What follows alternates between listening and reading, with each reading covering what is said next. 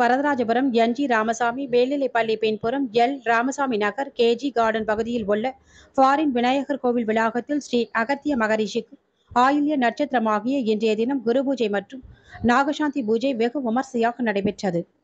Kovai Varadharajapuram L. Ramasamy நகர் கே.ஜி. Garden பகுதியில் பக்தர்கள் அனைவராலும் ஃபாரின் விநாயகர் என அழைக்கப்படும் ஸ்ரீ வாசக்தி விநாயகர் கோவில் உள்ளது.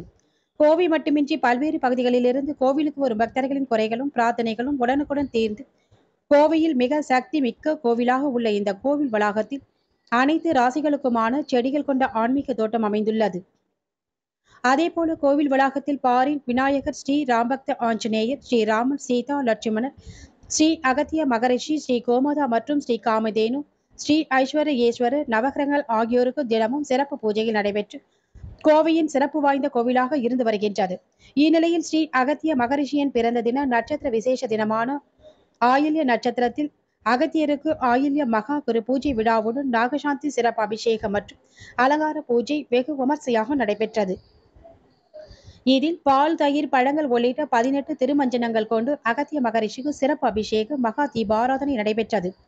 இதில் நடைபெற்ற சிறப்பு வாத்திய இசை மூலம் பல்வேறு ராகங்களின் மூலம் ராக இசை ஆராதனை பாடல்களை பக்தர்கள் அனைவரும் பக்தி பரவசத்துடன் ரசித்தனர். இந்த சிறப்பு பூஜையில் குடும்ப சுபட்சத்திற்காக பக்தர்களுக்கும் பூஜையில் வைக்கப்பட்ட பாக்கெட் காலண்டர் மற்றும் பிரசாதம் வழங்கப்பட்டது.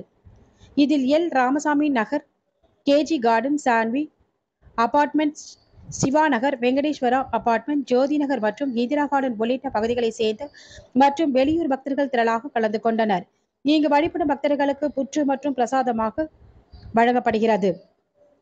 இதன் மூலம் நாகதோஷ நிவர்த்தி, குழந்தையின்மை பிரச்சனை தீருதல், கல்வியில் ஆர்வமின்மை தீர்ந்த சிறப்பான கல்வி பெறுதல், திருமணங்கள் விரைவில் கோடுதல், சகல திருஷ்டி, சகல தோஷங்கள் நிவர்த்தியாவதையும் கொடிய நோய்களும் குணமாவதையும் பக்தர்கள் அனுபவத்தில் உணரலாம்.